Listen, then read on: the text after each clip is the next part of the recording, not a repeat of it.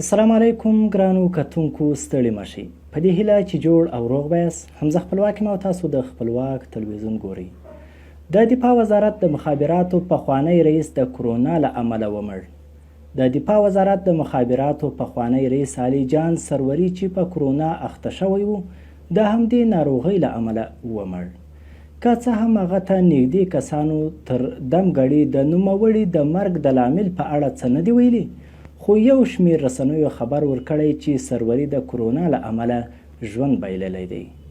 علي جان سروری د تورن جنرالي رتبه درلوده، په روسیه کې زده کړې کړې وې او د دفاع وزارت د مخابراتو ریاست سربیره د 201 سیلاب قول اردو، د 207 ظفر قول اردو او د کابل ولایت 111 فرقې د مرستیال په توګه دندې ترسره کړې وې.